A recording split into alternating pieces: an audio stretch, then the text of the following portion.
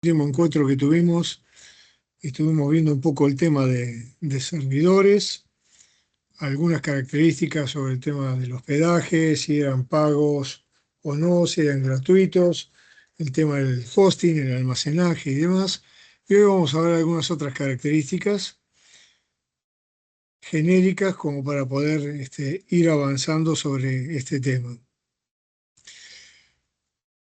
En general, digamos, estos equipos, digamos, están con una plataforma específica para cada una de las tareas que van a realizar. En el gráfico que vemos de fondo tenemos servidores que son dedicados al tema de la administración de los correos electrónicos, al tema de el envío, esto ya es un poco quedó en la historia, el envío de los faxes, acceso de remoto, digamos que permite acceso a una cantidad de equipamientos, servidores de base de datos, servidores de archivos, servidores de impresión para comunicaciones o telefonía de seguridad, y servidores de tipo proxy, que permiten, digamos, hacer funciones relacionadas con el tema de la seguridad, del firewall y otras específicamente que son propias de este tipo de equipo.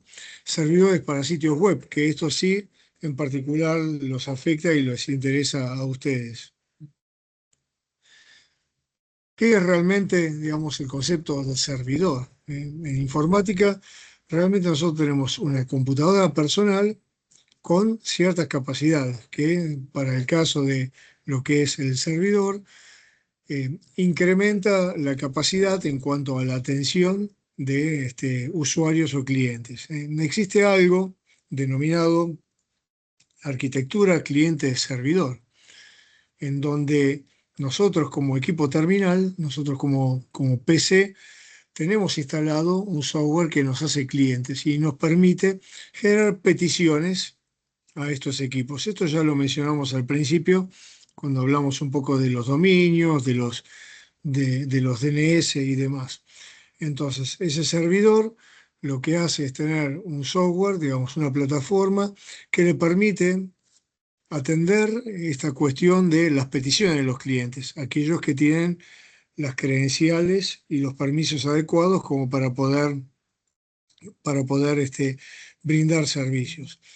Esos servicios, como recién mencionamos, pueden ser variados, desde servicio de correo, servicio web, un servicio proxy que administraría una cantidad de equipos y el filtrado de ciertas funciones a nivel de puertos, servidores de seguridad, servidores que atienden, digamos, específicamente el tema de las comunicaciones, las llamadas, en servidores de impresoras, aunque hoy por hoy, digamos, están empezando a decrecer en cuanto a la cantidad de uso que teníamos hace tiempo atrás de el uso masivo de impresiones. Dado el tema que apunta al área ecológica, uno trata, digamos, de utilizar específicamente una impresora en el caso que específicamente lo necesite. Antes todas las facturas no eran digitales, no eran electrónicas y nos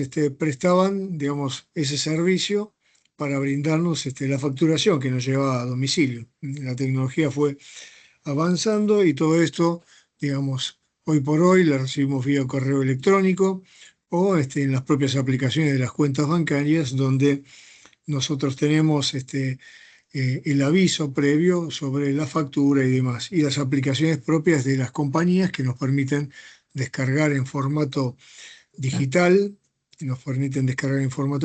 esas facturas que antes se imprimían, pero todavía existen, no de manera masiva como hace años atrás, en donde era un recurso, digamos, y era un tema que era importante para ciertas compañías y se llevaba, digamos, parte de los recursos de la recaudación también, o sea, era un costo elevado. Entonces, estos equipos que prestan estos servicios son los que se denominan específicamente servidor. En cuanto al tema del hardware, bueno, obviamente depende del tipo de servicio que nosotros brindemos. Si es un equipo que va a atender poca cantidad de clientes, es probable que se parezca mucho a una PC de tipo hogareña, de escritorio no, las que son tipo tower o mini tower, y ya cuando hablamos de recursos que están en sistemas, en áreas de administración de datos, son equipos que son raqueables, en donde algunos de los conceptos que ya mencionamos en la clase previa tienen que ver con la virtualización, digamos, del equipo y las propiedades del equipo. ¿Ya? A ver, un minuto y yo estoy con ustedes.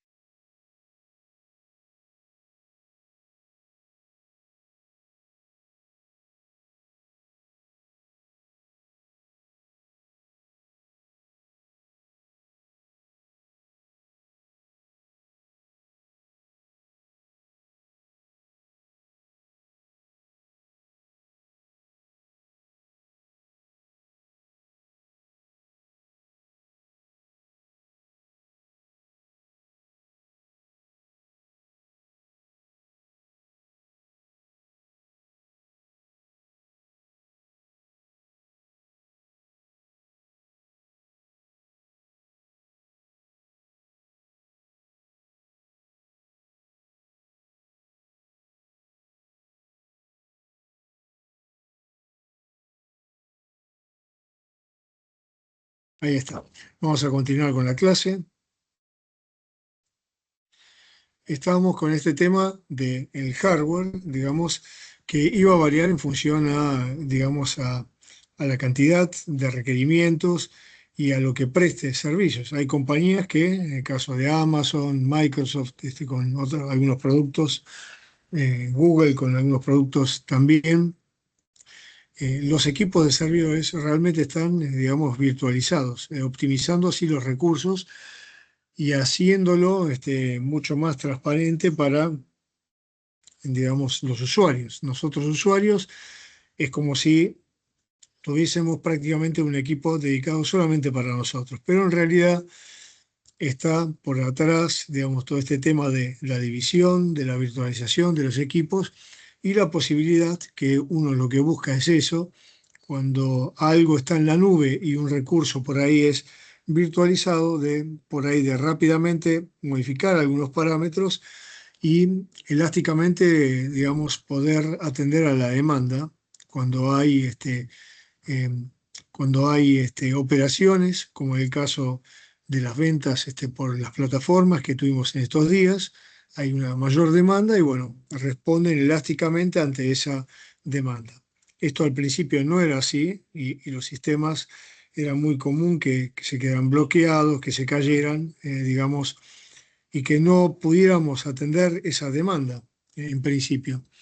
Entonces el hardware tiene que responder en función a el nivel de demanda que uno estaría utilizando. Si recién estoy creando por ahí un sitio web, quizás pueda implementarme, como vamos a ver después, algún tipo de servidor en un equipo para hacer unas pruebas, siempre y cuando yo después pueda configurar una salida para que desde el mundo exterior pueda acceder a una dirección IP, una IP fija, que normalmente yo no la tengo, y poder hacer las pruebas sobre las aplicaciones o sitios web que ustedes vayan creando. Para eso hay algunos productos específicos que son gratuitos, que se pueden instalar, que no tenemos la capacidad de realizarlo en la universidad porque, digamos, los laboratorios que antes teníamos equipamiento para el tema de las clases de redes físicamente ya no existen, digamos, está relegado al área de ingeniería eso,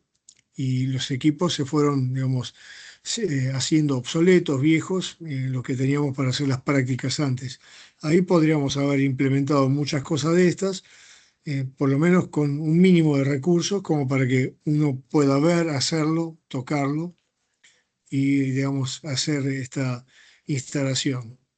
En cuanto al tema del software, también va a ser variado. Vemos qué tipo de hardware puede llegar a soportar alguno de estos, digamos, hardware ya es recontra obsoleto, pero sí, digamos, tener en cuenta cuando uno va a diseñar un equipo de este tipo, tener en cuenta la potencia de el equipamiento que está instalado en cuanto a tener una power acorde a los recursos, si tengo varios discos, si los discos están siendo administrados para que sean discos espejados. Todo esto es ya, digamos, un escalón un poco más avanzado, cosa que sí ocurre dentro de los equipamientos que son rackeables, en donde uno puede decirle, bueno, necesito tanta cantidad de RAM, y esa RAM, estamos hablando de 96 gigas y de mucho más. Hay placas que se pueden instalar de equipamiento de memoria RAM y discos de estado sólido que pueden ser compartidos, digamos, para el almacenamiento o para el tema, digamos, de los recursos de la memoria RAM en un momento determinado, que se estén utilizando para absorber estos picos de demanda. Y el software, digamos, obviamente, si yo le solicito el servicio a un tercero, en la mayoría de los casos lo que nos ofrecen son paquetes ya prearmados, salvo el tema de la administración conjunta. Nosotros vimos algunos modelos que tenían que ver la infraestructura, eh, el software, infraestructura como servicio, plataforma como servicio o el software como servicio.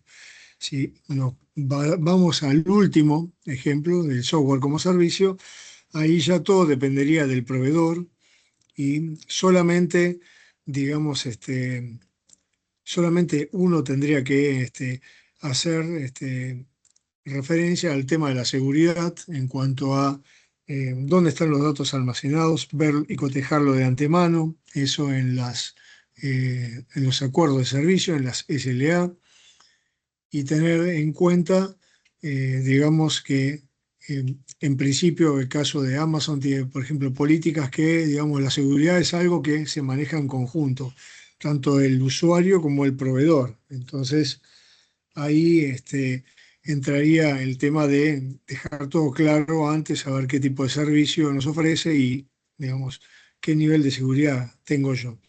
Pero, digamos, el software lo podría llegar hasta que me proporcionen todo el ambiente y yo instalar, digamos, los recursos en cuanto a el software, el tipo de plataforma, o ir al caso extremo, como recién estábamos hablando, de tener por ahí todos los servicios ya brindados por el proveedor.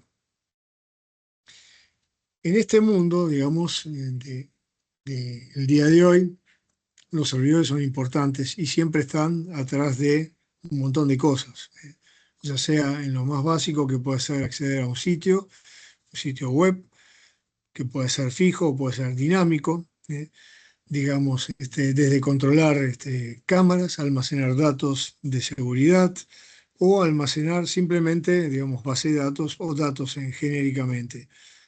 Para esto son, digamos, los servidores. Realmente nos permiten acceder a esta gama amplia de recursos que tenemos. Algunos de los tipos de servidores que antes vimos en un esquema bastante genérico al inicio, servidores de aplicaciones que están dedicados exclusivamente a dar determinado tipo de servicio, y ese software proporciona el servicio de aplicación a un cliente o a un conjunto de computadoras de un cliente, como podría ser el caso.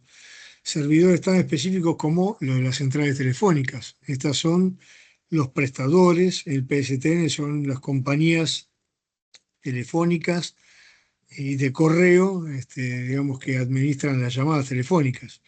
Todo esto está migrando y mutando hoy en día, ya no a ser solamente una central de conmutación, sino que nos proporciona, por ejemplo, otro tipo de servicios, como es el caso de acceso a Internet, que es ese medio que la mayoría de nosotros utilizamos.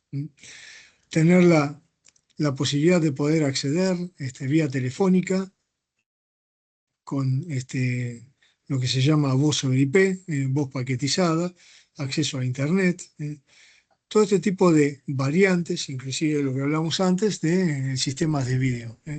Muchos, hoy por hoy, ya hace algún tiempo, y ahora está creciendo, dado, digamos, el nivel de inseguridad quizás que haya en el país, de colocar cámaras. Entonces uno puede colocar cámaras con DVR, que son sistemas de grabaciones analógicos, en su casa, en su hogar, o puede comprar una cámara vía Wi-Fi, acceder, o tener una cámara de acceso de tipo Wi-Fi y que además sea cámara IP.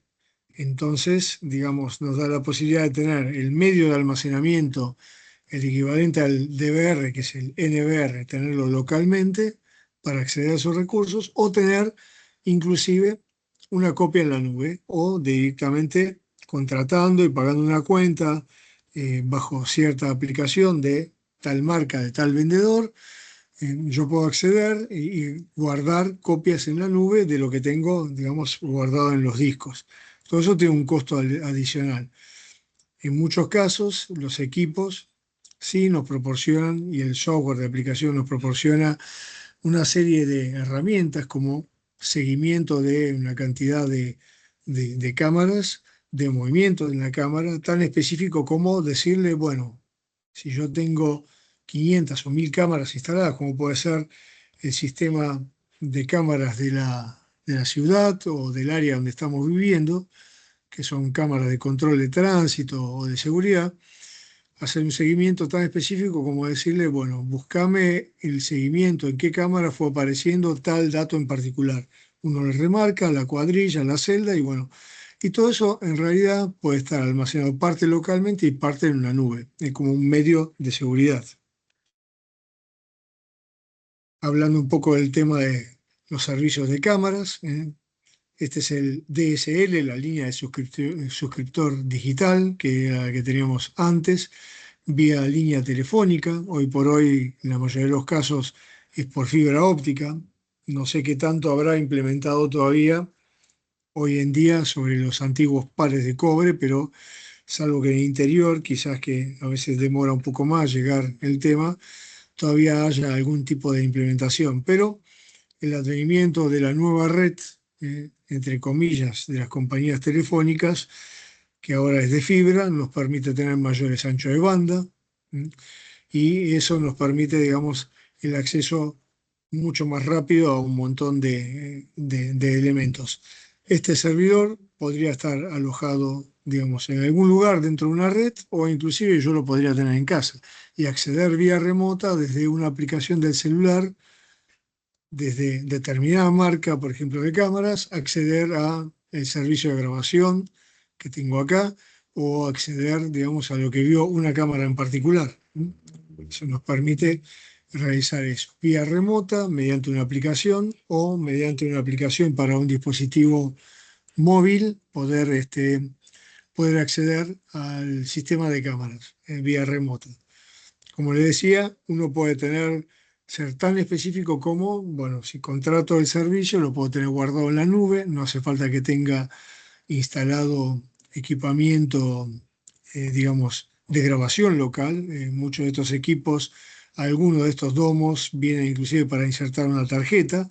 Hay domos eh, que son configurables bajo la tecnología 4G, o sea que podrían tener inclusive la recepción de la línea de celular de 4G para poder acceder e inclusive en muchos casos no estar alimentada, sino que tiene un conjunto de baterías y un panel solar para poder, digamos, tener esa libertad de colocarlo en cualquier sitio y disponer, digamos, de energía sin tener que llevar medios conductores o cables hasta ese equipo.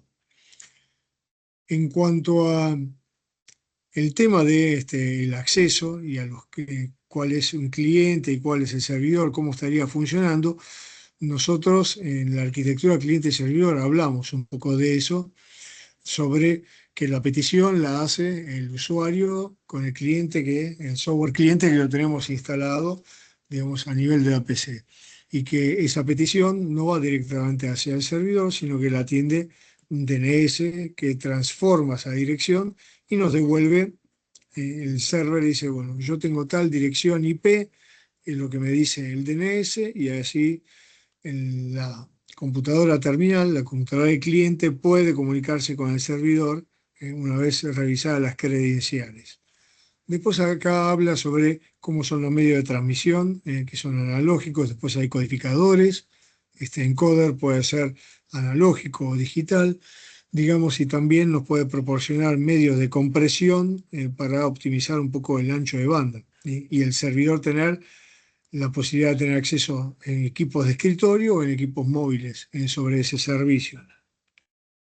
El mundo de las cámaras creció un montón, digamos, y nos da infinidad de posibilidades, incluso algunas vienen con sistemas de inteligencia artificial, incluida que reconocen cierto tipo de movimientos, cierto tamaño de objetos y lanzan alarmas que puede ser una casilla de correo o alguna aplicación de chat para decirme, bueno, en este caso tenés una alarma que está sonando o llamar a un número de teléfono advirtiendo de un movimiento fuera de lo común. Más allá de eso, digamos, los servicios que tienen implementados en los servidores también pueden tener acceso a poder uno comunicarse, si la cámara así lo permite, es bidireccional y tener la posibilidad de tener incluido un parlante para hacer sonar una alarma, o inclusive de encender un conjunto de luces de emergencia, hacer sonar una sirena de alarma y demás. Servidores de chats. Bueno, esto era bastante común hace tiempo atrás, en donde la comunicación a veces por correo era totalmente asimétrica, o sea que uno tenía que aguardar a que alguien le respondiera un correo, pero los chats era prácticamente online, digamos, en tiempo real. Los primeros chats eran bastante lentos, en donde se transmitía de un carácter por vez. Digamos, las velocidades de transmisión y recepción eran lentas y fue variando a lo largo del tiempo. Acá tenemos un pequeño ejemplo sobre cómo está conformado, digamos, el usuario. Acá hay un firewall, está el server. El server, digamos, que se comunica con el resto de los usuarios que están por acá. También hay disposiciones sobre un equipamiento que va cambiando, va switchando, digamos, del usuario A al usuario B. Esta sería la infraestructura de cada uno de los usuarios para poder acceder mediante una clave a un chat en particular y comunicarse con X persona que estaría del otro lado. Si está disponible, puedo hacerlo en tiempo real. En muchos casos, estos chats, en el caso de Skype, que después lo terminó creo que adquiriendo Microsoft y demás, no eran permitidos en nuestro país porque el ancho de banda no daba por los recursos que venían vía línea de cobre.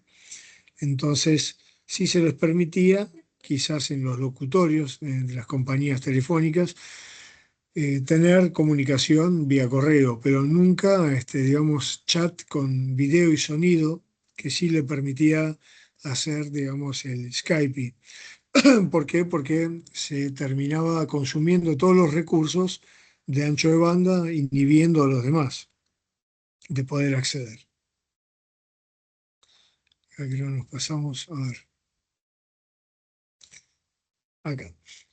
Bueno, acá hay un pequeño ejemplo sobre un chat que también tiene acceso, digamos, a distintos dispositivos, ya sea dispositivos de escritorio, notebooks o inclusive telefonía celular, en donde es reenviado un mensaje utilizando toda una integración de redes, ya sea de telefonía, de internet, para poder llegar al recurso en particular. Este es un bosquejo sobre un ejemplo.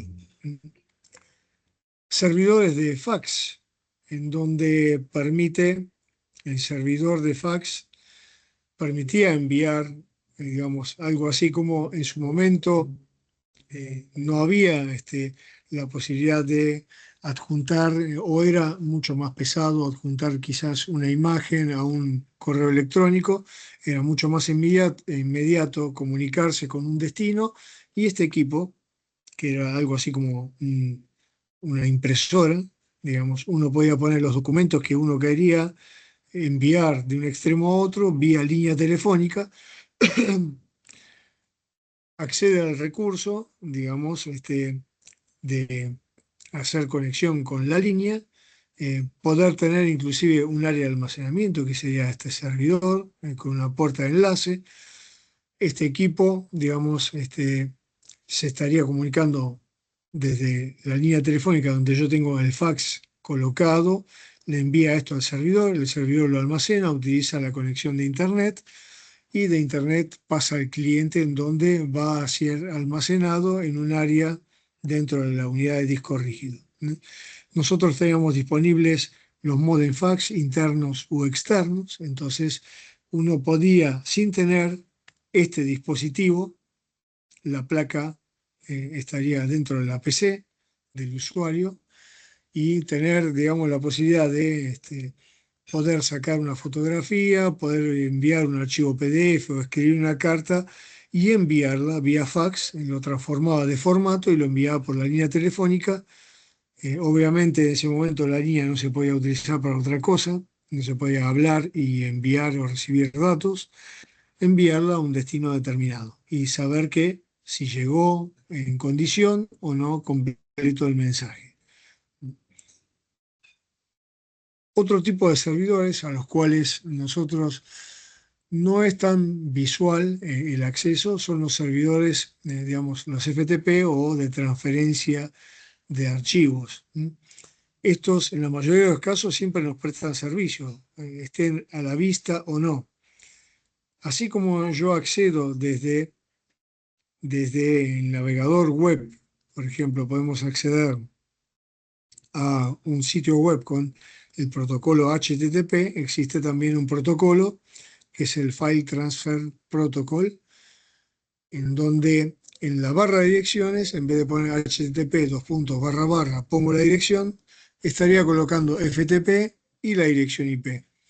Y depende, digamos, si es de uso genérico, digamos, o si hay un nivel más elevado de acceso en donde requiere credenciales, yo puedo permitir a otra persona vía la conexión a Internet, yo me conecto con la dirección desde mi navegador y acceder, digamos, a un servidor FTP, el cual va a cotejar, digamos, las credenciales y ahí, depende de los permisos que yo tenga, dejarme acceder, no sé, a un banco de datos donde tengo carpetas, tengo archivos y demás. Acá hay un pequeño esquema de lo que sería el funcionamiento de archivos desde el usuario, la interfaz del usuario, cuál sería, digamos, el intérprete, el protocolo intérprete, para poder llegar, digamos, hasta el área de datos, comunicarse con el sistema de archivos y enviar, digamos, los archivos que yo estaría necesitando al usuario. Esto era de uso bastante común, el FTP, en épocas en las que, digamos, nosotros teníamos los recursos distribuidos, las compañías tenían filiales o sucursales, y cualquier documentación se podía subir a este servidor, al FTP. Y obviamente el servidor de transferencia, digamos, de archivos nos permitía o no, depende del nivel, de los privilegios que tenía, acceder a esa documentación. Todo estaba documentado, entrelazado, digamos, desde las compañías en ese nivel de servidores. Servidores de tipo de colaboración. Es una herramienta de colaboración en donde distintos usuarios o estaciones de trabajo pueden acceder para poder incluir tareas, archivos, compartir contactos, calendarios y demás. Muchas de estas cosas están implementadas quizás o integradas a otras aplicaciones y otras ya desaparecieron, como el caso del fax. Hoy por hoy, si tuviese una línea, una placa de modem fax, la podría seguir utilizando tal cual en ambos extremos. Y más si estamos utilizando fibra, en donde los equipos, la voz sobre IP termina siendo al final una boca con una ficha que se conecta a un canal analógico. Entonces, mi salida de telefonía sería el conductor que iría desde la placa, digamos, desde la placa de módem hasta la boca del equipo de ingreso de fibra óptica a mi casa. Y yo podría enviar un fax a otro lugar, pero todo esto quedó un poco relegado en el pasado porque, digamos, tenemos los drive, tenemos el compartir, por ejemplo, por un chat, uno de los más utilizados, el caso del WhatsApp, adjuntar archivos, adjuntar imágenes, y es mucho más ágil y práctico que utilizar este medio. Pero, digamos, la infraestructura está y podría seguir funcionando si uno la utiliza. Otro tipo de opción son los chats, como decíamos, en tiempo real, en donde cada uno de los usuarios se conecta por medio con otro usuario, digamos, en tiempo real, se estarían comunicando. Algunos de estos todavía existen. Acá hay un ejemplo sobre un chat, cómo utiliza el acceso a Internet y tiene acceso a dispositivos móviles y dispositivos de escritorio también. Todo depende un poco de, digamos, qué tan efectiva y amplia sea la aplicación, ¿no? Y esto sí, digamos, de alguna forma, digamos, sí se relaciona con su carrera y con lo que va a ser su desarrollo en un futuro. El generar, digamos, sitios web. Obviamente ese sitio web tiene que estar almacenado en algún lugar. Puede ser el almacenamiento de un proveedor, de un sitio de hosting, o tener un equipo que, digamos, sea propio. Uno podría instalarse un servidor web en su casa y obviamente la limitación está en el ancho de banda, en tener acceso a una dirección IP fija y así poder acceder. Muchos de estos esquemas es como estarían operando en muchos casos en las compañías que todavía siguen teniendo plataformas de educación o plataformas para su administración de su empresa, la tienen hosteada en un lugar e implementa, digamos, no sé, una plataforma de educación, como puede ser Moodle, lo que sea, está alojada en un servidor y yo accedo, digamos, a una dirección IP que me da la compañía de hosting, eh, proveedora de hosting, que tiene que ser una IP fija. Accedemos ahí y quienes tengan los credenciales, depende si es, digamos, un administrador de sitios web, es el webmaster, o si es un usuario nada más, o sea, un docente que quiere acceder a una cátedra en particular y, bueno, tiene sus limitaciones, pero, digamos, accede a los recursos que puede descargar o cargar según los permisos y según el tipo de aplicación que tenga. Todo esto funciona bajo la arquitectura cliente-servidor. Servidores de noticias, en donde sería algo similar, digamos, el funcionamiento a conectarse a una casilla de correo de donde tengo un servidor de mails que puede ser propio o un administrador de correos, en donde yo puedo acceder y descargar.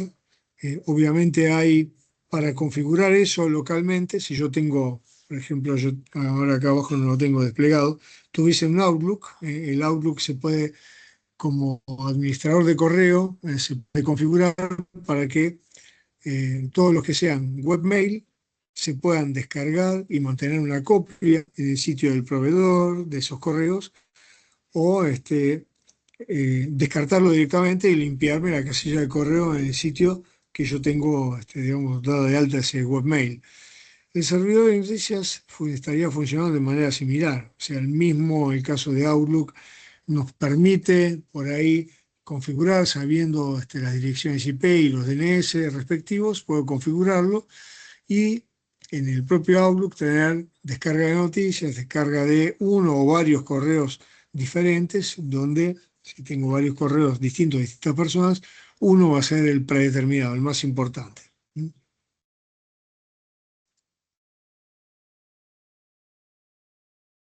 Y bueno, sería un servidor importante, el servidor de acceso, digamos, a una base de datos. Acá hay un servidor de noticias. Está el sistema del periodista que accede a los datos para alimentar después lo que es el servicio de noticias. Un visor del cliente que acá puede ser que sea pago o no y que tenga algunas credenciales, digamos, y digamos, tener y atender consultas, que pueden ser, si es un servidor de base de datos bajo SQL o cualquier otro, digamos, administrador de datos, generar el formato de lo que serían las noticias en determinado tipo de formato y ir agregándole parámetros para ese conjunto de noticias. El servidor proxy. Esto es una conexión de tipo clásica que tenían las compañías previo al advenimiento y uso de la nube, en donde obviamente faltan algunos elementos previos a esto, nos falta el router, nos falta el firewall Después estaría, digamos, el equipo proxy, que este sería un switch, no un hub. Ya los hubs pasaron, digamos, a mejor vida. El hub es un repetidor multipuerto, ya es obsoleto y es ineficiente. Y digamos, conmutador multipuerto, que sería un switch, nos permite a distintos usuarios, clientes de una compañía, una empresa o terminales, a realizar distintos tipos de tareas que pueden estar almacenadas acá, o este proxy inclusive darnos permiso para salir al mundo exterior. Entonces, algunas de las cosas que permite, dice, frecuentes, el tema de seguridad, bloquea los servicios que yo quiero bloquear a modo de firewall. eh, Después administra quiénes tienen los privilegios para salir o para ingresar, digamos, hacia la red de Internet y poder acceder a ciertos sitios, ciertos servicios o ciertas direcciones de red, distintas direcciones en la web. Un servidor de archivos típicos en una red de área local, donde con determinada capacidad para guardar información. Obviamente se distribuye entre distintos clientes. Este ejemplo, por ejemplo, en la universidad, cualquier laboratorio en el área donde está el CAU, tiene una serie de conexiones, dentro de las cuales cuando uno abre, digamos, el área del explorador de Windows, encuentro todas las conexiones que tengo, digamos, la unidad C, la unidad D, y aparece una unidad que es de disco compartida, que es una partición de un espacio en un servidor que se encuentra en la universidad para compartir archivos.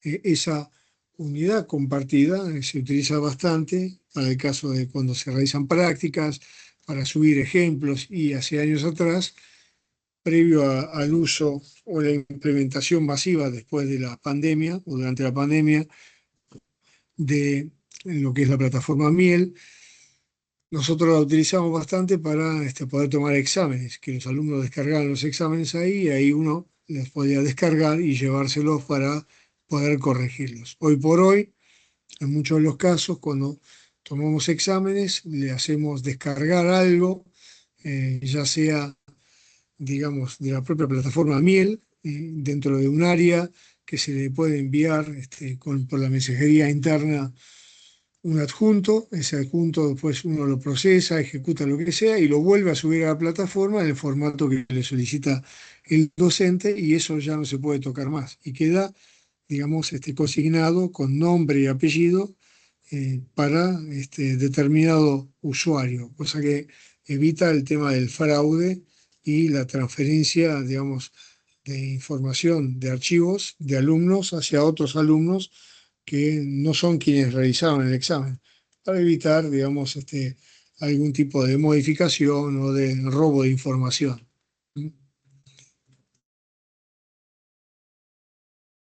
Servidor de base de datos. En este caso, vamos a ver después algunos ejemplos de algunos proveedores. Acá hay un administrador o un servidor MySQL, hay distintas modalidades que en los paquetes que nos ofrece distintas organizaciones que son de tipo gratuita, nos puede proporcionar el servidor Apache, el alojamiento para un servidor MySQL o MariaDB o alguno de estos servidores administradores de datos, y algún tipo de lenguaje de programación, lo cual lo hace apto específicamente, digamos, para el desarrollo de los sitios web. Y colocar módulos u objetos, yo necesito adicionalmente agregar para complementar la tarea. Supóngase, si estoy creando aplicaciones, necesito determinado tipo de herramienta, ver si está disponible para ese tipo de acceso en servidor. Este servidor de base de datos almacena programas entre computadoras, como dice, definido el cliente del modelo servidor. Esto siempre está vigente, como dijimos, cómo se hacen las peticiones y cómo devuelve, digamos, el requerimiento para que pueda acceder.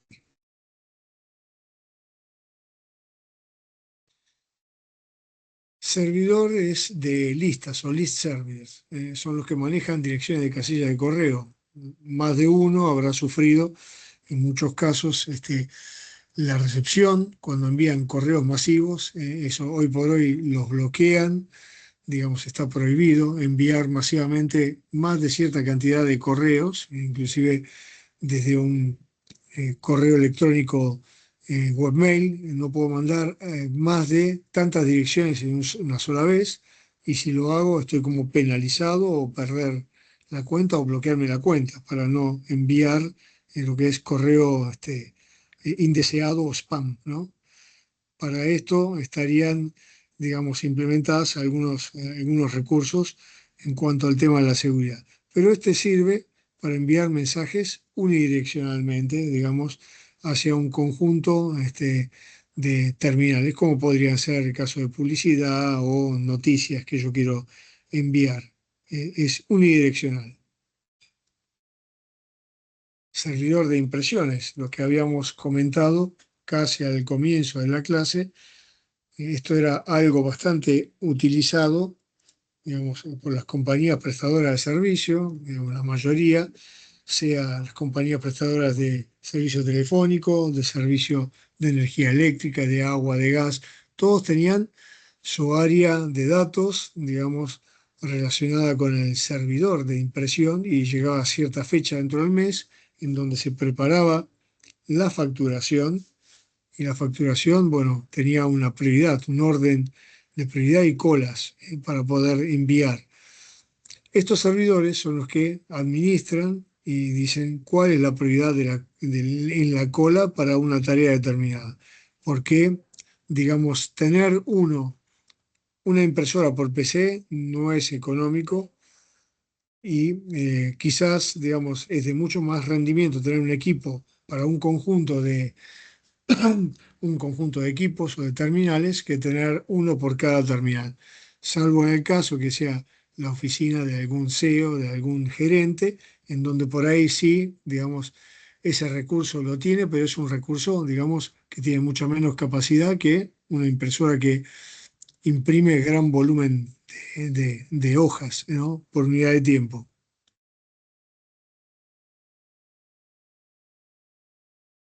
Servidores de correo. De esto hablamos un poco.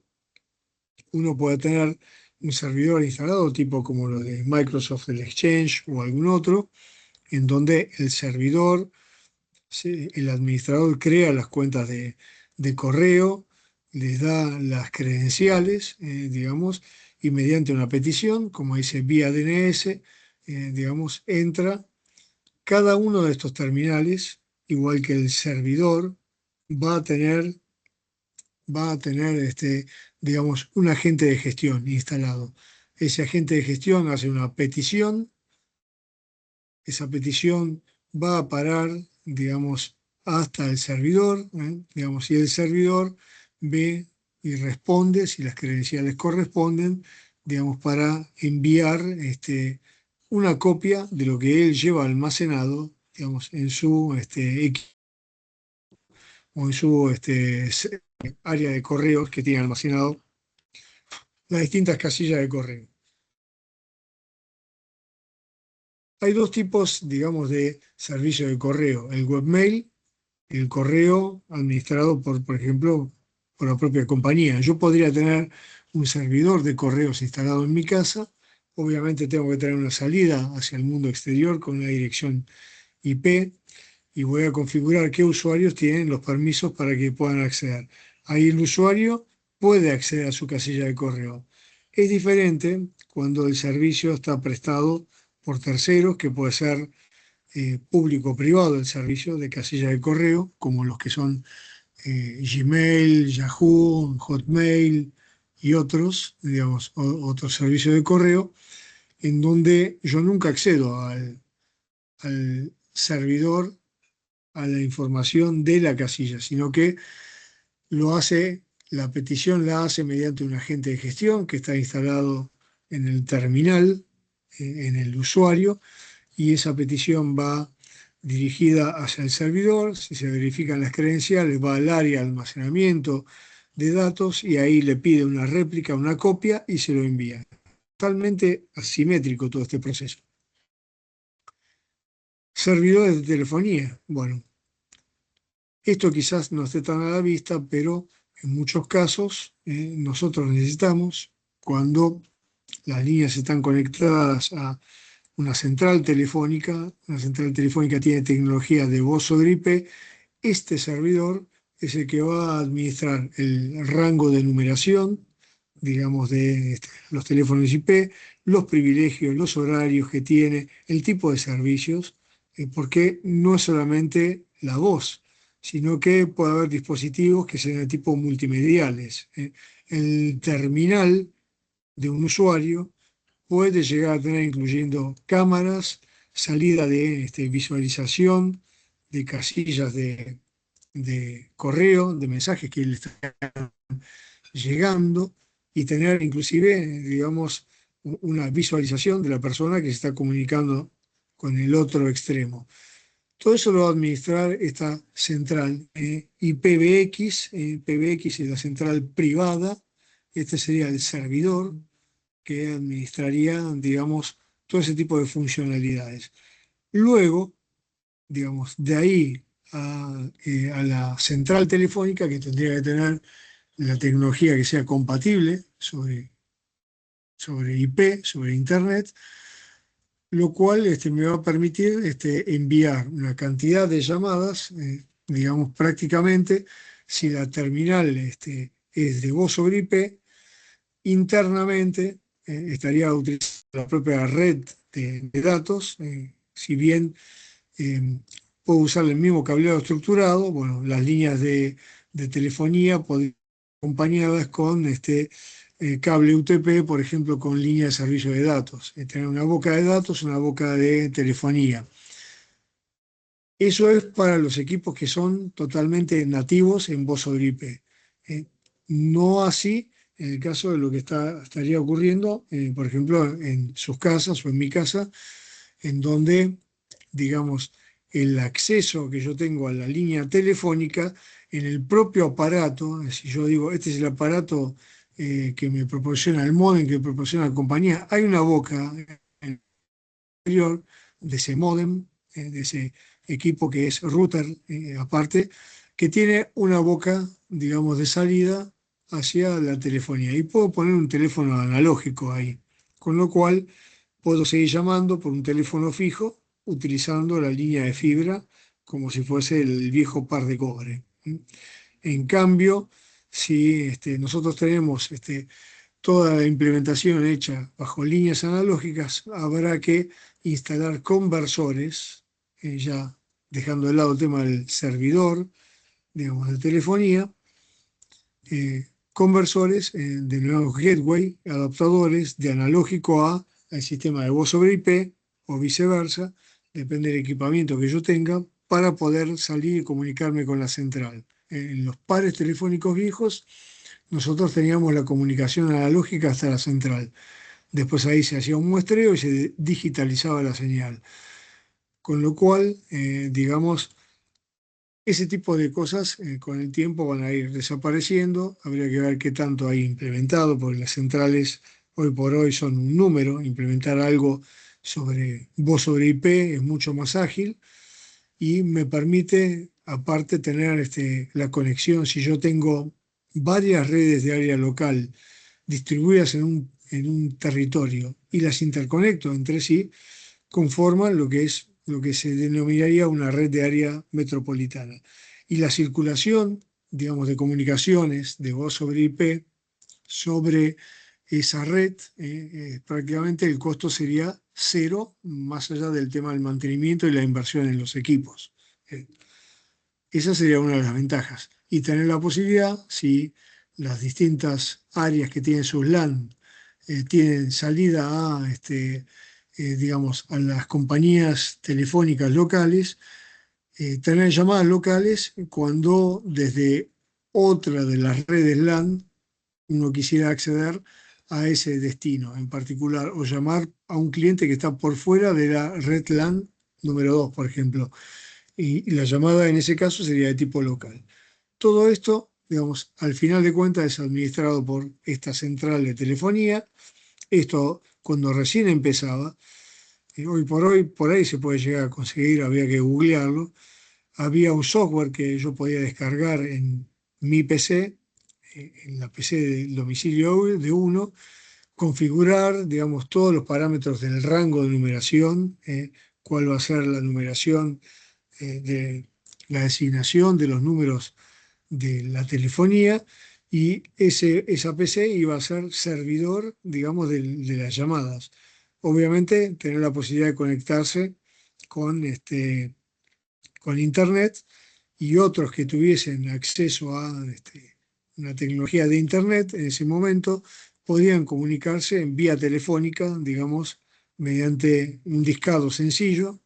Un discado depende de los números que yo le haya asignado para los servicios, y poder hablar sobre la red de Internet.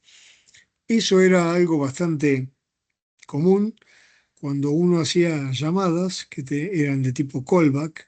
Uno compraba una tarjeta, esa tarjeta me daba la posibilidad de llamar a un número, y ese número rellamaba a una dirección fuera del país.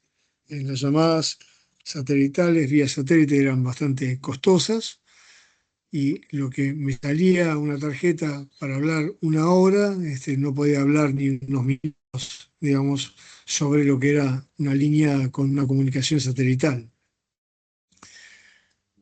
Luego, servidores en donde sirven, digamos, para almacenamiento, digamos, son los servidores de reserva para almacenar datos de la compañía, la empresa, y la estructura está, digamos, organizada por clústeres, por sectores, por áreas, en donde yo puedo ir incrementando e ir guardando la información.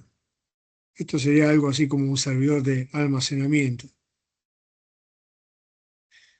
Un servidor dedicado, acá tenemos que discriminar, digamos, dedicado es aquel que toda la potencia, todo lo que es la parte del hardware, la dedica específicamente a atender las peticiones de los clientes. ¿eh? Acá hay un servidor de tipo web, un servidor de, no sé, de archivos, dice acá, disponible, y, digamos, esos servidores están solamente dedicados a atender las peticiones de los clientes. Cuando el servidor no es dedicado, quiere decir que cumple distintas funciones.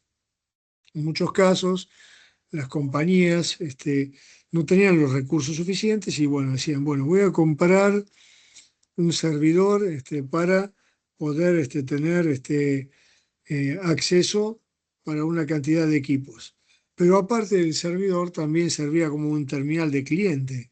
Entonces juega ese doble rol, como de estación de trabajo local y de servidor. Entonces, la potencia no está toda destinada a ser, digamos, un equipo que atienda las peticiones de los clientes.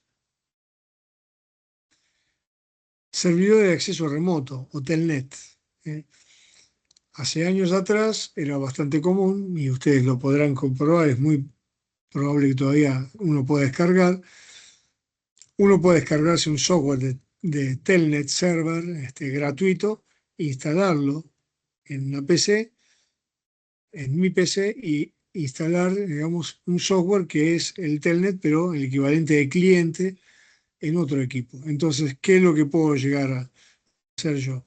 Yo, siendo, digamos, el servidor, puedo acceder vía remota al equipo del cliente.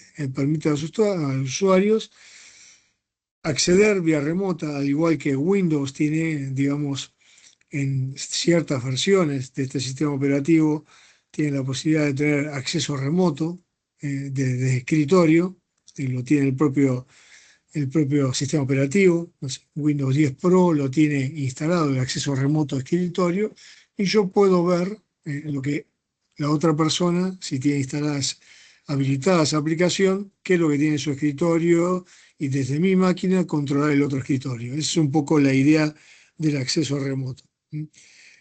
Hoy a la mañana, justo, yo no sé si lo cerré por acá, bueno, hicimos algunos con la gente de las redes, algunos accesos, ejemplos a accesos de lo que sería una red de área amplia, que sería equivalente a estos dos routers, y acá habría una red de área local, yo PC, y otra PC en otra red de área local. ¿A qué viene esto? Que yo desde este equipo, conectándome por un puerto de consola, para que lo vean, hay uno de estos puertos que dice puerto auxiliar y puerto de consola, me conecto con mi PC y accedo vía Telnet, solamente discando una dirección IP de otro equipo de este del destino y lo puedo reconfigurar de manera remota. Esto se utiliza bastante porque yo compro un equipo, le doy una configuración mínima, desde el área de implementación se le da una configuración mínima y se manda a destino. En el destino va un técnico, lo instala, lo conecta y vía remota le terminamos de configurar todo el resto de, digamos, los servicios o, digamos, las capacidades que uno quiere instalar. Bueno, hasta acá, digamos, toda esta variante, esta gama de elementos que fuimos viendo en cuanto a los distintos tipos de servidores. Algunos ya son antiguos, digamos, y otros siguen existentes todavía. Vamos a ver algo más. Quería ver un poquito esto, la instalación de un Apache o de el Internet, el de Windows, el IIS, que es un servidor que ya viene incluido en los propios sistemas, sí, sistemas operativos. Bueno, hay un sitio oficial de esta organización, esto es un área que uno puede descargarlo gratuitamente, puede descargarse un Apache para Windows o para otro tipo de plataforma, para Linux, si quiere un sistema operativo que utilice o administre mejor los recursos, dependiendo un poco de la capacidad de los equipos. Entonces, ¿esto qué nos va a permitir? Yo ya me descargo, digamos, ya tengo instalado mi plataforma, mi sistema operativo, podría tener inclusive virtualizado en la máquina dos ambientes diferentes y tener un servidor Apache instalado. El software instalado, digamos, nos permite entregar y recibir, por ejemplo, en el caso del Apache, sitios web, que es lo que les decía. Y es un sistema de código abierto y es libre, ¿eh? Bien lo aclara por acá, es de código abierto y es libre, bajo distintas plataformas. Lo que antes era solamente para Linux, ahora tenemos la capacidad de acceder también para Windows también. Entonces, esto es lo que estaría permitiéndonos, digamos, el servidor Apache. Nos va a dar todos los elementos necesarios para poder ver una visualización correcta de un sitio web. Las ventajas, digamos, poder probar localmente, siempre por acá, ahora más adelante creo que hay una indicación que aparece como localhost, porque si no hay que introducir en algunos archivos de configuración de este servidor para que el acceso no sea tipo localhost, sino que tome una dirección IP.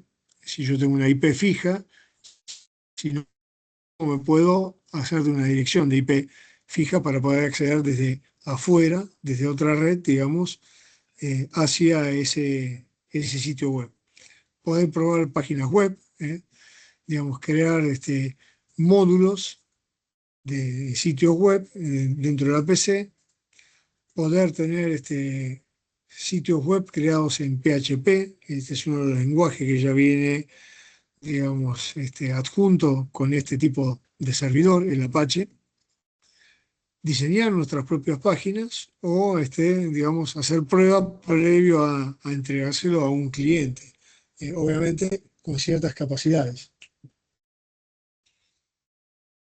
Entonces, digamos, yo no estaría utilizando ningún otro intermediario. Todo esto es a manera local, donde yo estaría probándolo. Si quiero probarlo vía internet, a ver si desde el exterior puedo acceder, tenemos que tener en cuenta esta salvedad que les había comentado.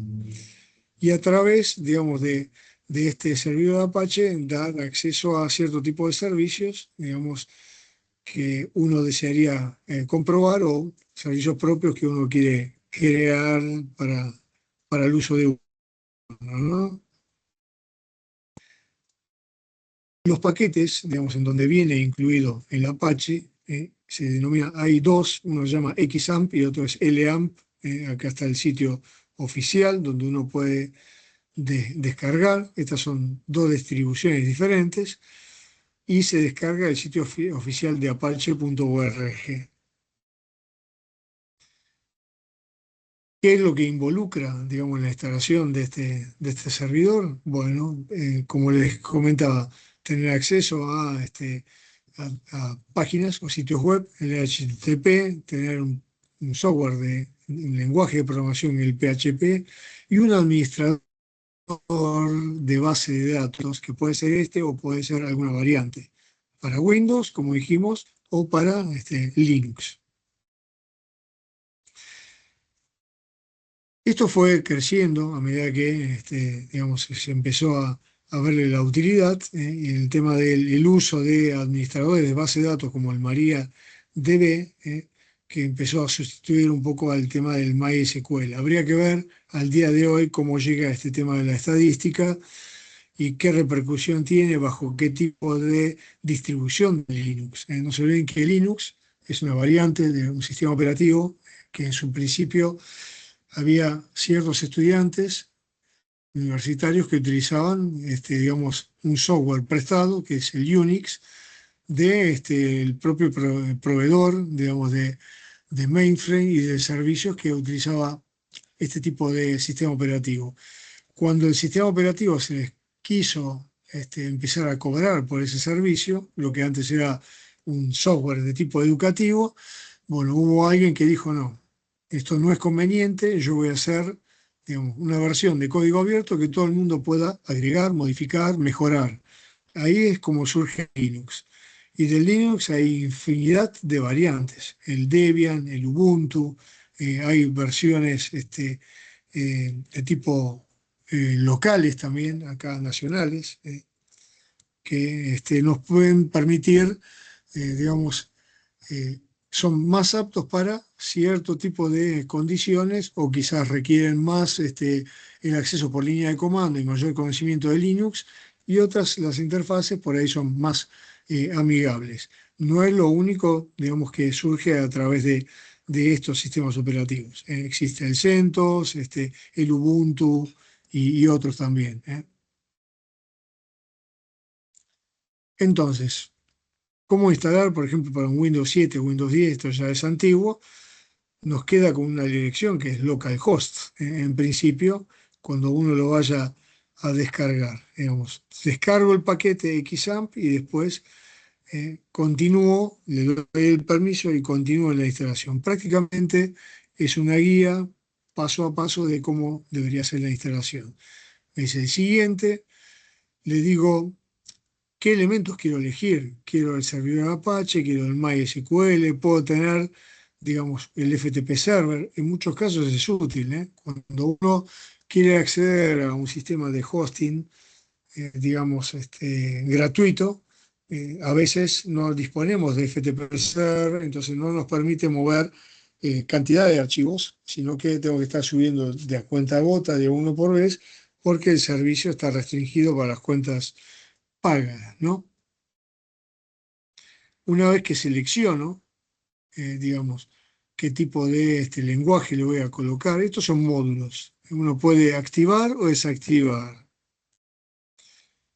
Le digo en qué directorio va a ser, qué carpeta va a ser la instalación, y ahí comienza o arranca, una vez que yo ya seleccioné, comienza la instalación. Clic a siguiente. Estoy listo para instalar y comienza la instalación. Me dice, ¿qué es lo que voy a instalar? Bueno, obviamente lo que yo seleccioné, PHP, MySQL, bueno, instalación del Apache, hasta que, digamos, empiezan a aparecer algunas cosas. Es probable que durante la instalación nosotros tengamos, y hay en nuestras PC, tanto el sistema operativo Windows como algunos antivirus, depende cómo lo tenga configurado, tienen un firewall incluido. El Windows Defender, digamos, es el firewall del sistema operativo Windows. Entonces hay que, digamos, permitirle esa intrusión, porque en principio el firewall va a bloquear ese puerto. Entonces hay que permitirle el acceso para que se pueda realizar la instalación de la ruta de acceso. Una vez visto eso, se completó la instalación, me dice a ver qué lenguaje, bueno, esta habría que ver los lenguajes que tenemos hoy en día de distribución, o inglés o alemán era en este caso, y luego, cuando yo ya instalé, lo tengo que activar, lo tengo que encender. Y dice, ¿qué es lo que yo quiero activar? Acá están las distintas opciones para este paquete XAMPP, digamos, desde el Apache hasta el MySQL y hay algunos de estos elementos, ¿no?, que tengo. Podría salir. Cuando desactivo le digo quit, y ahí cierro el panel de servidores. Entonces, digamos, uno selecciona cuál de las opciones quiero, le digo start y con el quit salimos. Con el start se inicia y una vez que yo ya finalizo, sigue corriendo, digamos, servidor, hay que darlo de baja.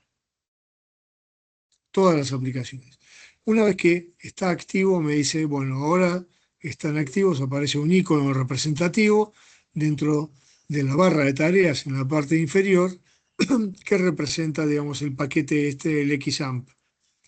Hay un Apache corriendo, un MySQL, está el FileZilla, este es el FTP que decíamos, el servidor de tipo Tomcat, y si lo quiero desactivar, le digo quit. Estos están corriendo en simultáneo. Cuando yo lo voy a parar, vuelvo al panel, para poder, eh, si quiero poner en funcionamiento otro servidor, siempre tengo que decirle start, digamos, en la acción. Y una vez que está activado, si lo quiero dar de baja, voy al botón que ahora en vez de start es stop, para detenerlo. Y abajo nos dice si está corriendo el servicio o si está dado de baja. Cuando lo paro, ahí aparecen los mensajes de stop correspondiente, se paró el servidor Apache, con el número de código de interrupción que le está otorgando. Así es como nosotros estaríamos utilizando este servidor. Para reiniciarlo, obviamente, tengo que darle a la tecla de Start otra vez y ahí estaría corriendo de nuevo.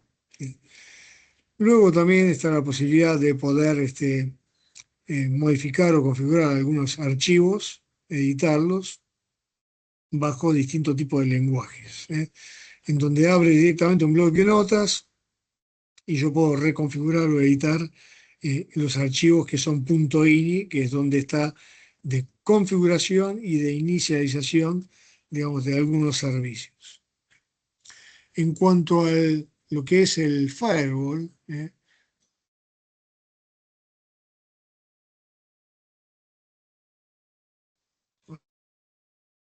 por ejemplo, la primera vez se pone en marcha el Apache, le digo Start.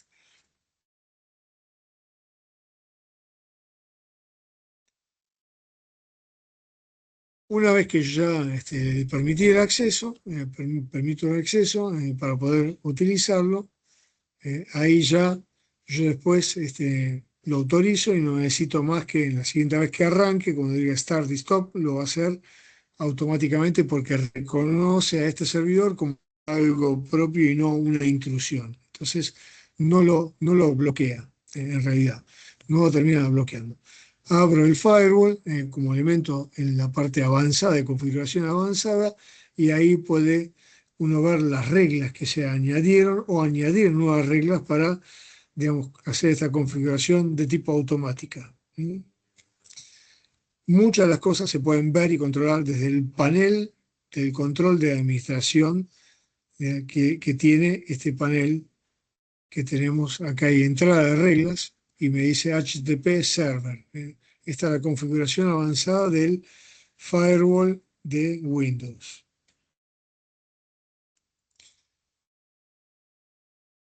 Y si quiero instalar o ejecutar algún otro tipo de servidor de servicios, lo que puedo hacer es activar o desactivar estos elementos, decirle si está en Start o en Stop cada uno de ellos que yo quiera ejecutar. Ya está instalando el servicio. Y ahí estaría, a ver si pasó de vuelta, ahí estaría el Apache funcionando y el resto están bloqueados. Solamente hay un Apache acá, corriendo en este momento.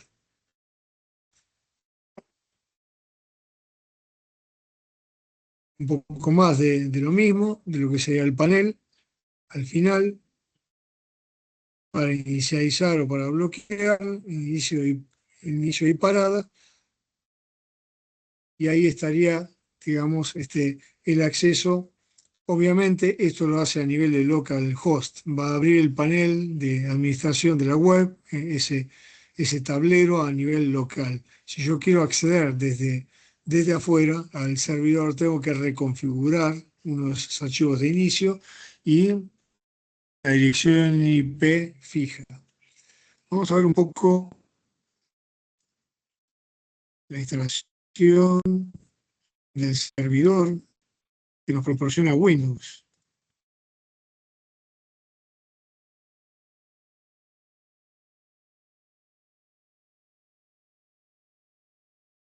Bueno,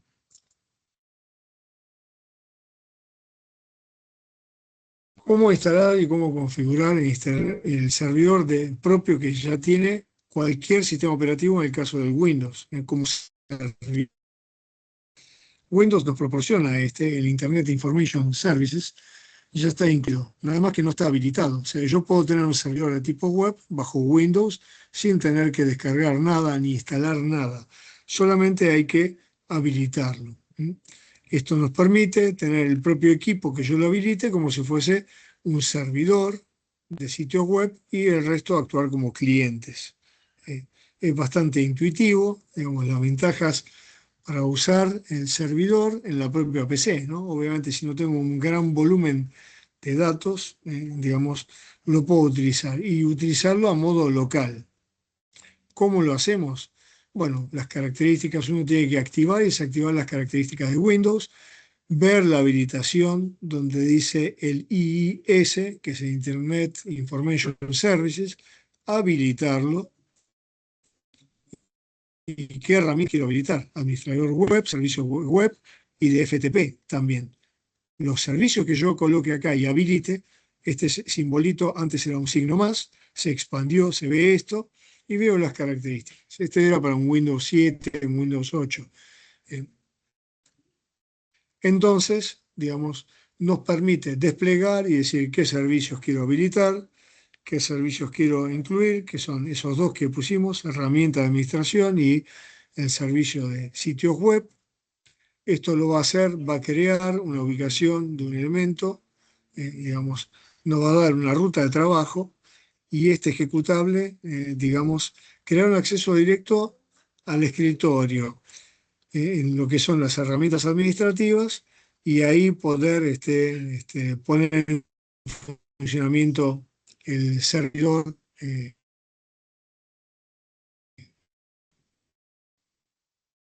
bajo Windows. La 127.0.0 es un rango de direcciones reservadas que se utiliza para el loopback, para las direcciones de prueba locales. El localhost obedece a esta dirección en particular, la 127.0.0.1. Quiere decir que si yo quisiera acceder de afuera, también tengo que modificar este elemento, digamos, para proporcionarle una dirección IP fija exterior. Nos va a crear una carpeta, www.root, se denomina así, que es como un directorio raíz. A partir de ahí van a ir colgados, digamos, los sitios que yo vaya a ir almacenando con las carpetas y los nombres que yo le vaya a designar. Para comenzar, digamos, una vez que yo habilité eso, reinicio el equipo, ya está todo funcionando. Windows va a tratar de acceder al sitio como si fuese un sitio de Internet, no en la web local. Es necesario configurar el localhost, digamos, lo que dijimos antes.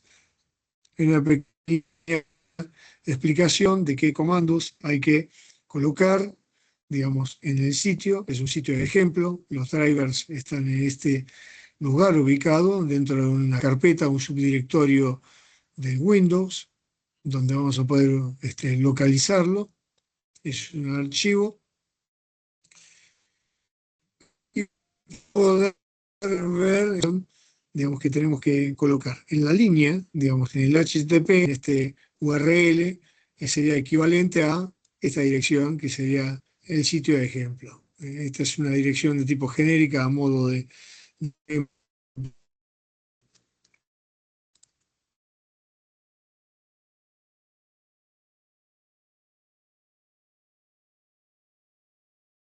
como localhost. El problema está en que siempre lo veo como local.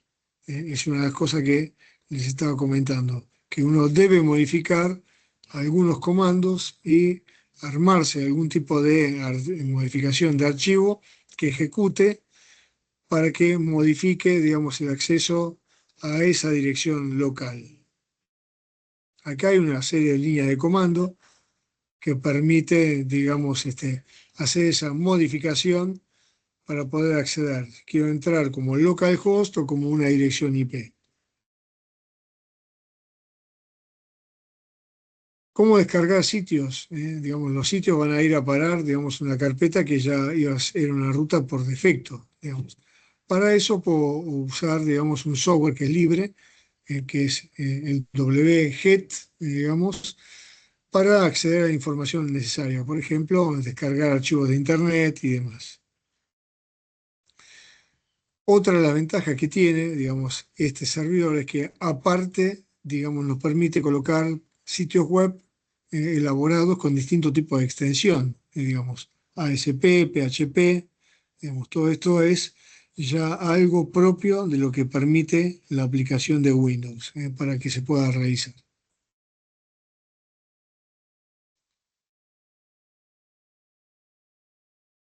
Comandos para ejecutar bajo ASP o para HTTP, ahí en la línea de comandos desde el panel, digamos, símbolo del sistema, uno podría colocar, a ver, el nombre, inclusive el nombre del archivo, .php, y ejecutarlo desde ahí.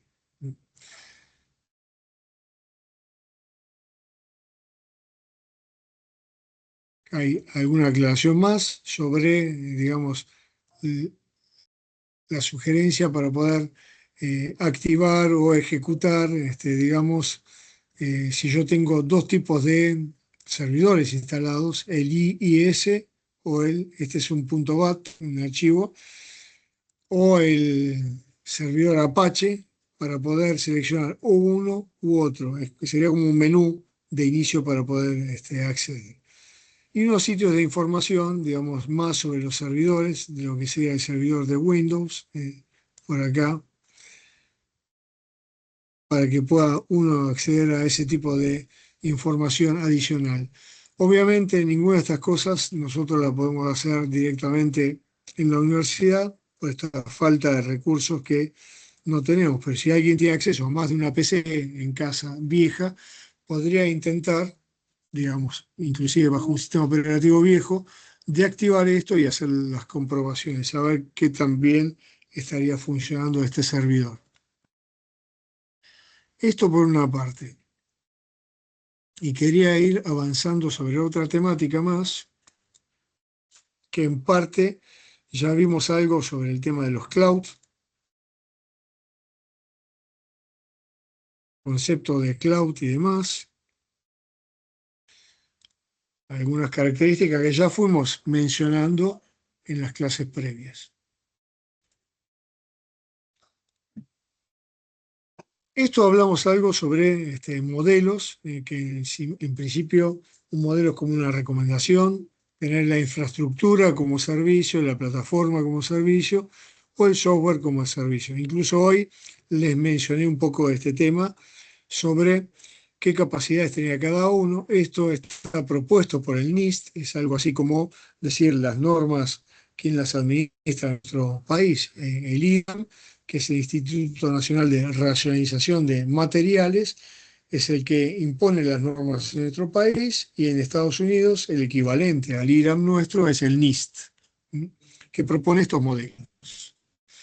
En principio, digamos, nosotros podemos tener en este modelo propuesto por el NIST, infraestructura, plataforma o software como servicio, distintos tipos de modelos de nube. Vimos que las nubes podían ser públicas, totalmente abiertas, digamos, con o sin credenciales para acceder, privadas que pertenecen, digamos, a una corporación, una empresa, que no puede acceder nadie salvo a alguien que pertenezca a esa compañía, digamos, o esa organización, y un modelo mixto o híbrido, el modelo comunitario sería algo similar, en donde tengo un acceso desde una nube privada para algunas cosas y a una nube pública para otras, para acceder al beneficio de ambos mundos. Después estaría en la parte inferior de este modelo, dividido en tres capas, de lo que serían los atributos de los servicios: acceso a la red, eh, los sistemas de medición, lo que sea el servicio de demanda y la elasticidad ante la demanda. Todo esto nosotros en parte lo habíamos mencionado. También importante el tema de la virtualización, digamos, de los equipos. Acá estarían los tres modelos. El más básico involucra, digamos, responsabilidades por parte de los proveedores a nivel de infraestructura. El que es plataforma como servicio a nivel de infraestructura y lo que es aplicaciones.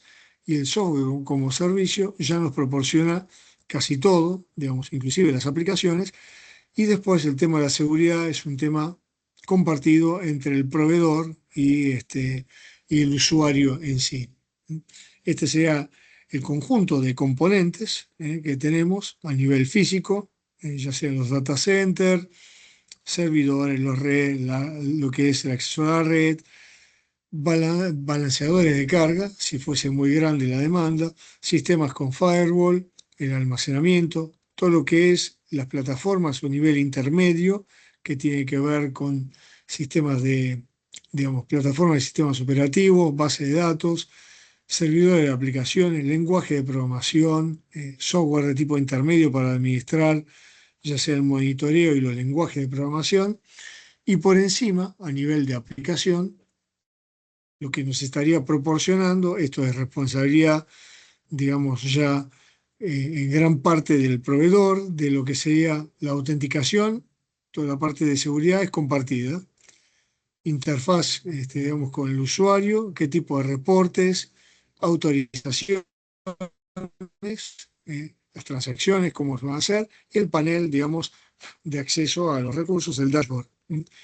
Por encima tendríamos todo lo que es la etapa del acceso, administración y el login, digamos, para el registro y uso de los clientes.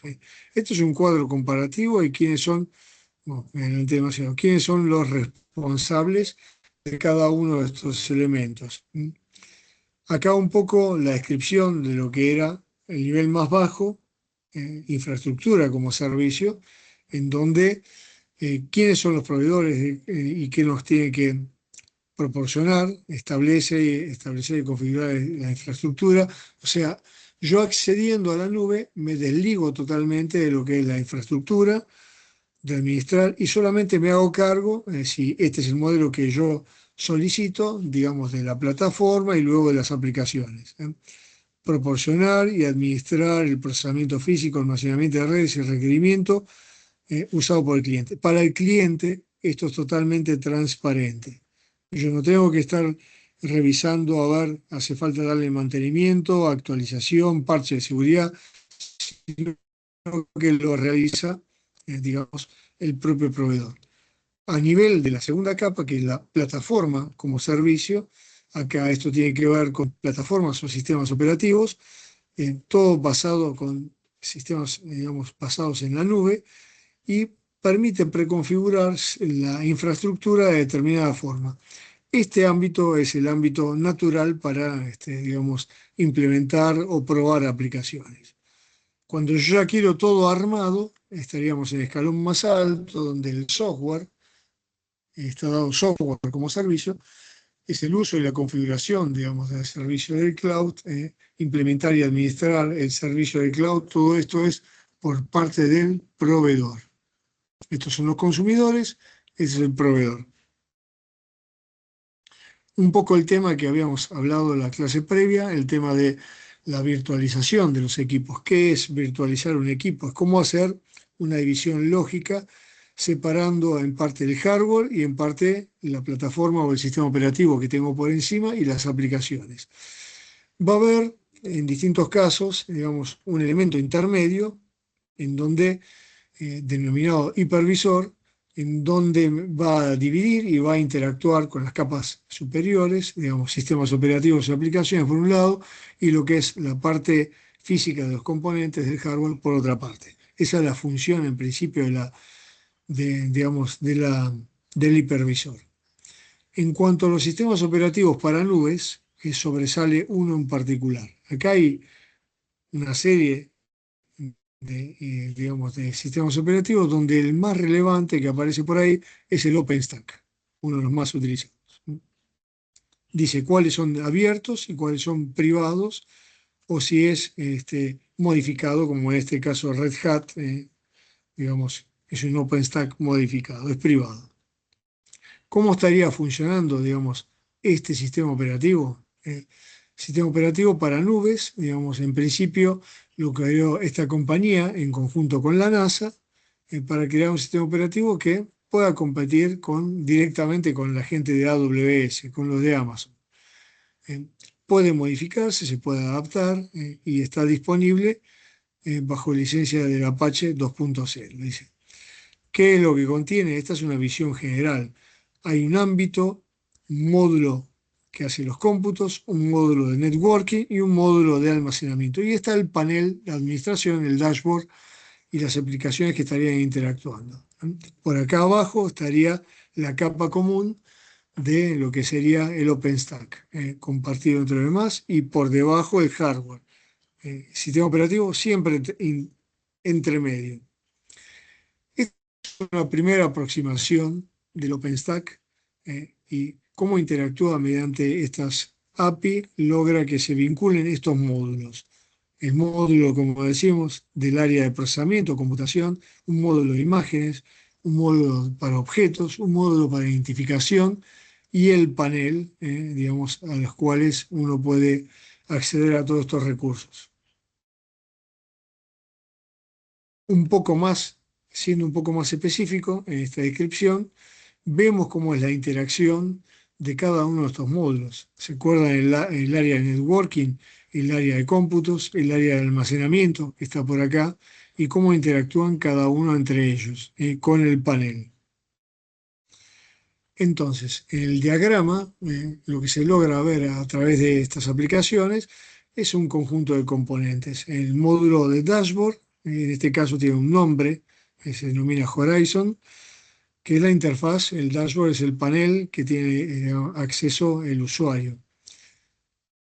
En entorno web, ¿no? Para visualizar los distintos servicios que tenemos. Como dijimos previamente en el gráfico, hay servicios de imágenes, hay servicios de almacenamiento, servicios de networking, servicios de identificación, con lo cual cada uno de estos objetos pasa a ser parte de un bloque o un módulo. Un módulo se llama red, que provee el tema de la conectividad para los servicios de computación, otro módulo denominado Keystone, que autoriza los servicios, otro módulo que almacena las imágenes, este se llama Glance, y lo que es la parte de la arquitectura, digamos, la parte lógica, que es la parte más completa en administrar, digamos, para que uno lo pueda ver, uno pueda administrarlo y verlo desde una imagen como figura, que es lo que estamos viendo, ver un poco más cómo es de complejo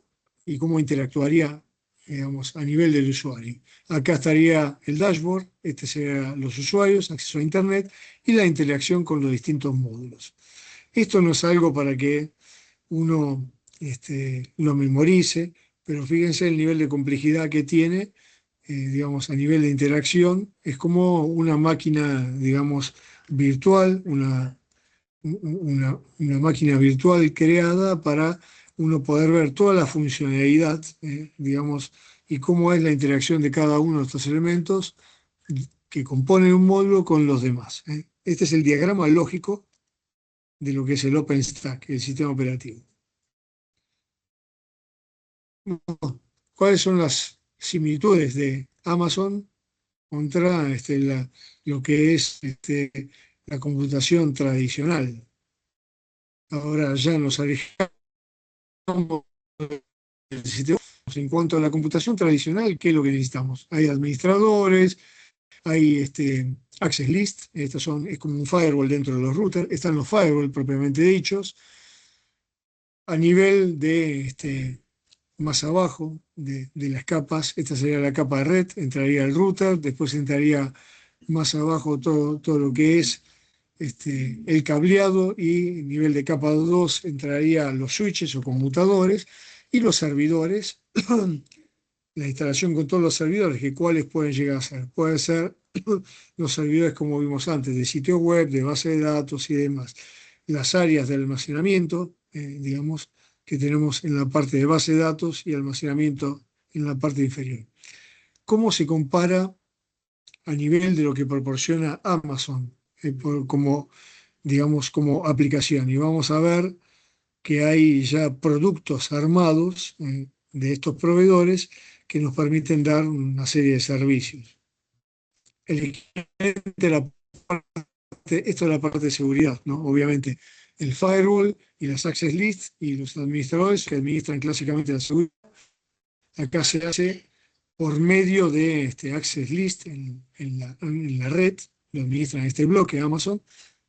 Después hay un balanceo de tipo elástico, acceso a una red privada del cloud, de la nube, distintas instancias de poder acceder. El S2 es un producto de Amazon, y acá estarían los distintos elementos de almacenamiento, el equivalente a el área de almacenamiento, por ejemplo, el tema de base de datos, el tema que vimos antes de almacenamiento genérico y demás, en estos elementos que tiene preconfigurado Amazon.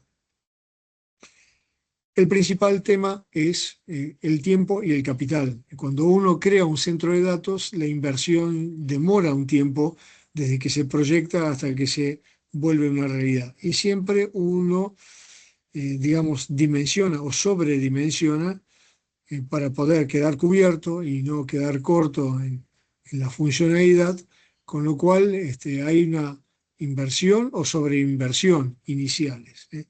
En cambio, en el modelo en la nube se paga solo por el tiempo que se consume. Esa es la gran diferencia. Acá la inversión es una inversión inicial, acá es únicamente el equivalente de la inversión, es el pago por el tiempo de los recursos consumidos. Y ahí entra un poco en este ejemplo, digamos, cómo es cuando la demanda está sobreestimada o subestimada. Subestimada, está todo abarrotado, todos los equipos a pleno, no dan abasto, y obviamente, digamos, como aparece acá, el tema del calor, porque están en su pico de uso.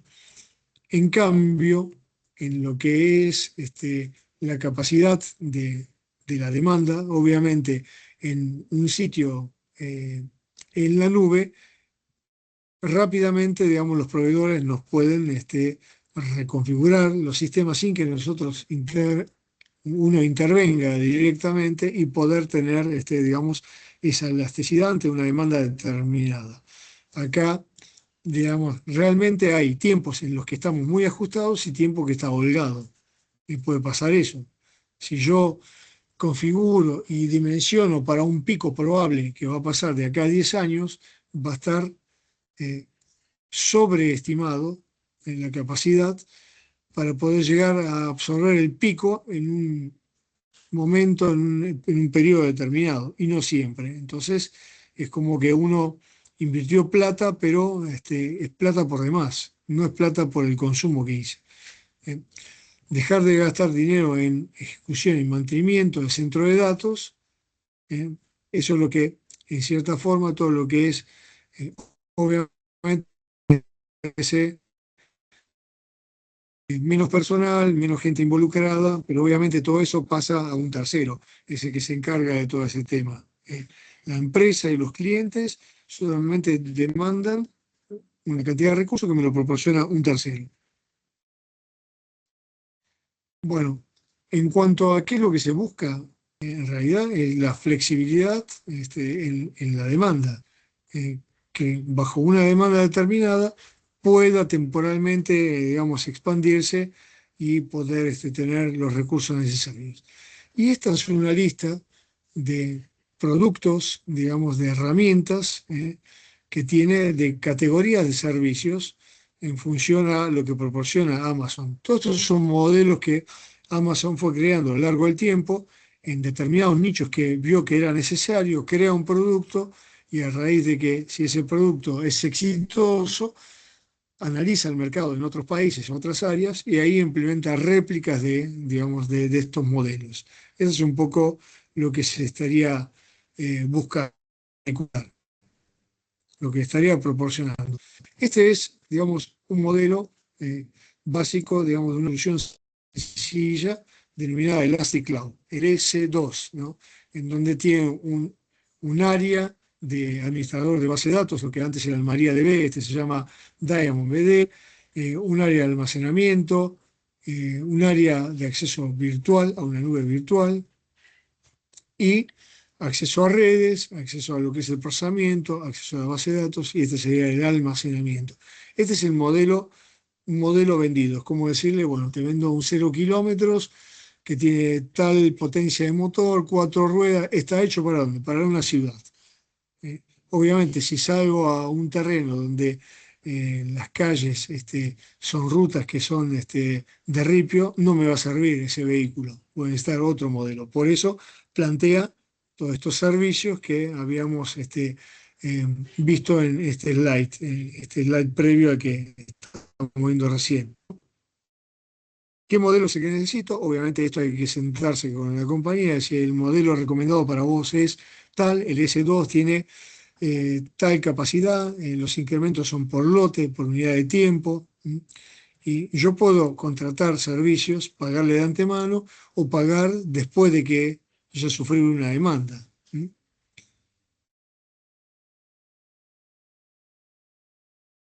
Depende del tipo de servicio que yo seleccione. Acá hay soluciones empresariales, digamos, según el ámbito y el área que esté desarrollando yo en mi actividad, con mayores o menores recursos tecnológicos. Depende un poco de los objetivos, digamos, de las empresas y los requisitos o las necesidades de tecnología. Y esta es una pequeña lista, digamos, sobre los servicios. Acá en S2 uno desea tener control absoluto de recursos informáticos. En el Lambda se desea ejecutar un código y no administrar ni provisionar los servidores. Eh, este es otro servicio, el Beanstalk, que implementa y administra aplicaciones a escala en un lugar determinado. Lightsail, otra aplicación, otro modelo más, una nube ligera para una aplicación de web sencilla. No necesariamente yo tengo que ir a un modelo estándar. Puedo a ver los proveedores de servicios de Amazon qué recomiendan.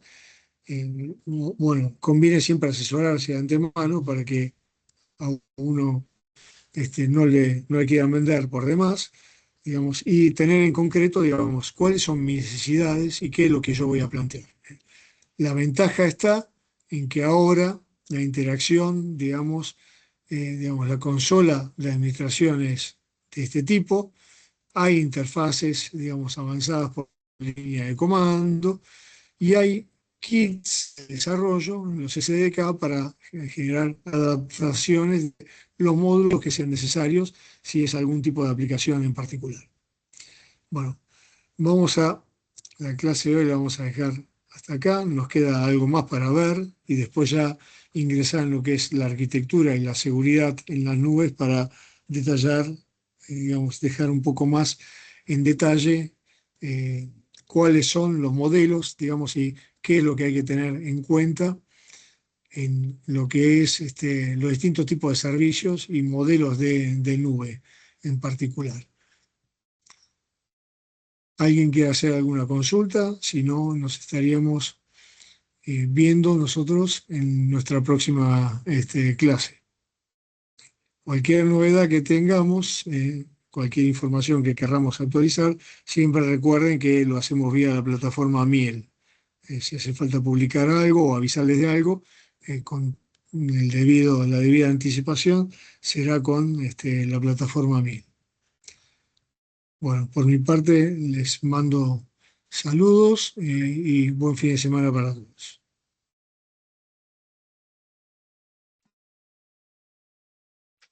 Nos vemos, profe. Gracias. Chao, profe, gracias. Chao, profe. Le hago una consulta, profe. ¿El parcial sería la semana que viene ya? Tengo que revisar el calendario y ahí les estaríamos comunicando. Después yo me voy a comunicar con Joel y ya veríamos a ver qué tan avanzados están, Ok. y ahí les confirmamos. Claro, yo más que nada porque vi el que estaba en miel, pero es el del año pasado, que decía 30, si no me equivoco. Por eso pregunto, porque me confundí El yo. cronograma, el cronograma, si quedó el del año pasado, yo se los voy a actualizar, pero ya lo vamos a ver. Yo Ok, los voy a dejar, digamos, comunicados en la plataforma MIDE siempre, con la debida anticipación. ok. Perfecto, profe. Muchas gracias, profe. Muchas gracias.